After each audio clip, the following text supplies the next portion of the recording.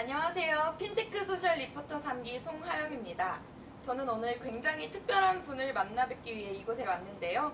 한국 핀테크 산업협회와 관련 있는 분입니다.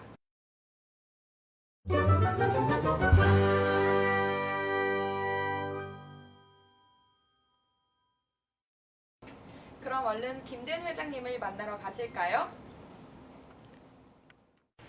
네, 드디어 김대훈 회장님을 만나 뵈었습니다. 안녕하세요. 네, 안녕하세요. 제가 오늘 김대훈 회장님과 신문 10답을 인터뷰를 진행할 텐데요. 오늘 인터뷰 잘 부탁드립니다. 네. 그럼 첫 번째 질문입니다.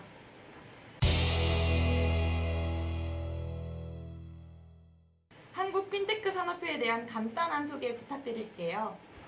네, 저희 한국 핀테크 산업협회는 대한민국에 있는 모든 핀테크 기업들이 모여서 만든 이제 민간 주도의 산업협회고요. 지금 사실 역사가 한 2년밖에 아직 안 됐습니다. 좀 짧고 저희 한국에 있는 약 250여 개의 핀테크 기업들이 모두 모여서 같이 여러 가지 규제 관련된 이슈도 얘기를 하고, 그리고 저희가 같이 좀 힘을 모아서 협업할 수 있는 것들을 하고 있는 민간단체 산업협회고요. 금융위원회의 지금 사단법인으로 인가를 받은 민간 주도의 첫 협회라고 보시면 됩니다. 한국 핀테크 산업협회는 주로 무슨 일을 하고 있나요? 네, 한국 핀테크 산업협회가 하는 일은요, 우선 규제 관련된 저희 민간 차원의 목소리를 내는 것을 가장 주된 업무로 하고 있습니다. 핀테크 산업이라는 것이 아무래도 이제 새로운 영역이다 보니까 다양한 금융 관련 규제를 저희가 좀 해결을 해야 되는데요. 관련해서 이제 당국에서도 여러 가지 목소리를 주시지만 저희도 여러 가지 의견들을 모아서 전달하는 것을 가장 중요한 업무로 하고 있습니다. 한국 핀테크 산업협회에는 어떤 종류의 회사들이 가입해 있나요? 네, 핀테크라는 영역이 굉장히 넓습니다. 송금도 있고, 대출도 있고, 그 다음에 자산 관리도 있고, 그리고 뭐 해외 송금도 있고, 뭐 여러 가지 영역들이 있는데요. 총 13개의 분과로 운영되고 있고요. 생각하실 수 있는 모든 금융 서비스가 다 모여 있다고 생각하시면 됩니다. 아직 핀테크가 낯선 분들을 위해 핀테크에 대한 소개해 주실 수 있으신가요? 네, 핀테크는 사실 그렇게 어려운 개념이 아닙니다. 금융과 기술이 합쳐진 서비스를 얘기하는데요. 예전에도 많이 있었어요. 그래서 저희 주변에서 인터넷 뱅킹도 쓰고, 그리고 인터넷으로 혹은 모바일로 여러 가지 금융 서비스를 이미 쓸 수 있었는데요. 이제는 그 기술이 더 진화하고 진보함에 따라서 좀 더 쉬운 방식으로 그리고 좀 더 편하게 고객들이 금융 기술을 이용할 수 있도록, 금융 서비스를 이용할 수 있도록 하는 모든 서비스를 통칭한 용어라고 생각하시면 됩니다. 한국 핀테크 산업에 대해 다양한 규제 이슈가 있는데 어떻게 생각하고 계신가요?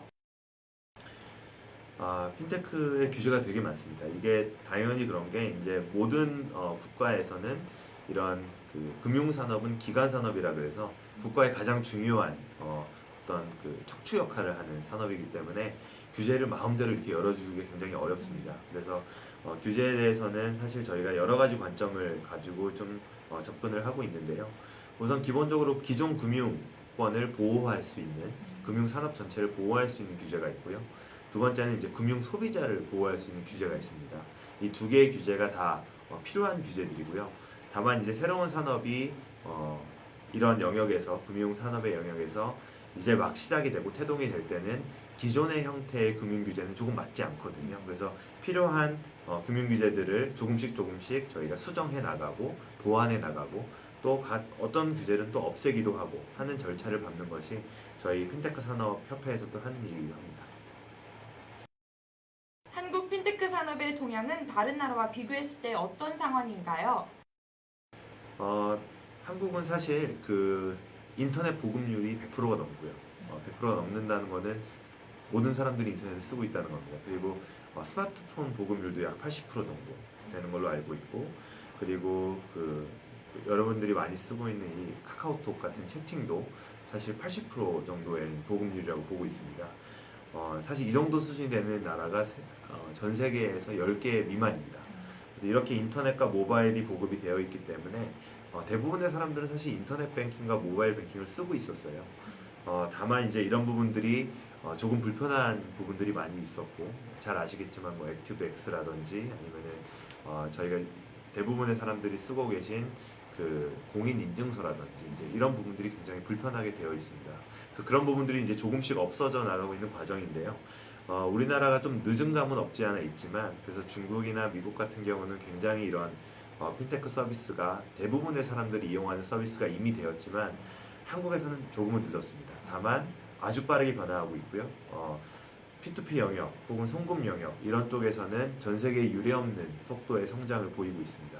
그래서 아마도 2020년 전에는 굉장히 빠르게 이런 핀테크 산업이 성장하지 않을까라고 생각하고 있습니다. 한국 핀테크 산업이 발전하려면 지금 상태에서 어떤 부분이 개선되어야 한다고 생각하시는가요? 네.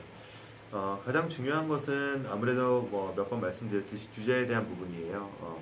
규제가 지금 여러 가지를 좀 고쳐 나가고 있습니다. 고쳐 나가고 있고 잘 하려고 하고 있지만 생각보다 쉽지 않은 영역들이 많이 있고요. 그리고 뭐 아시겠지만 입법을 한다거나 아니면은 어떤 법을 개정을 한다거나 이런 것은 굉장히 어렵습니다. 그리고 국회에서 많은 논의들이 또 있어야 되고, 그다음 금융당국에서도 또 의견을 모아야 되고 이런 부분들이 어렵기 때문에 하나하나 지금 해 나가는 과정이고요. 이런 부분들이 조금만 개선되면 아마도 좀 더 빠르게 성장하지 않을까라고 생각하고 있습니다. 새롭게 떠오르는 주목해야 할 핀테크 기술이 있다면 무엇이라고 생각하시나요? 네, 우리나라는 신용카드 보급이 굉장히 잘 돼 있잖아요. 대부분의 분들이 그 신용카드를 가지고 경제 활동 인구면 어디서든 결제를 쉽게 할 수 있습니다. 근데 해외에선 그렇지는 않거든요. 해외에서는 신용카드 보급이 그렇게 잘 되어 있지 않습니다. 대표적으로 중국이 그렇죠. 중국에서는 신용카드를 많이 안 쓰고 계시기 때문에 많은 분들이 신용카드 대신에 더 쉬운 결제 수단을 쓰고 있는데, 그게 바로 이제 모바일 폰으로 앱으로 결제를 하는 형태인데요. 우리나라에서도 많은 시도들이 있었는데 아직까지 오프라인에서 앱으로 결제하는 건 쉽지 않습니다. 최근에 이제 몇 개의 핀테크 회사들이 이런 앱으로 결제하고 저희도 QR코드나 바코드로 결제하는 것들이 시작이 되었고요. 아마도 올해 많은 분들이 사용하는 서비스로 성장하지 않을까 생각하고 있습니다. 한국 핀테크 산업 전망에 대해 어떻게 보고 계신가요? 네, 대한민국 핀테크 기업이 아까 말씀드린 한 250여 개 저희 회원사들이 한 60% 이상이 생긴 지 3년이 안 됐습니다. 대부분 이제 새로 창업을 한 회사들이고요. 우리나라가 사실 금융 규제가 굉장히 쉽게 바뀌지 않는 대표적인 국가 중에 하나이기 때문에 사실 핀테크 회사들이 설 자리가 없었는데 최근 2, 3년간 많은 변화들이 있었고, 그리고 그 과정에서 규제들도 많이 바뀌어 나가기 시작하면서 새로운 기회들이 많이 생기고 있습니다. 그리고 핀테크 회사들이 창업을 했고 또 성장 속도도 어느 국가, 어느 나라와 비교해도 뒤지지 않을 정도로 빠르게 성장을 하고 있고요. 그래서 아마도 앞으로 3년에서 5년 안에 글로벌 수준의 기업들이 나오지 않을까라고 예상하고 있습니다. 한국 핀테크 산업협회장 임기 동안의 회장님의 계획, 목표는 무엇인가요? 네, 저희 핀테크 산업협회는 아까 말씀드렸듯이 저희 민간 주도의 이제 협회입니다.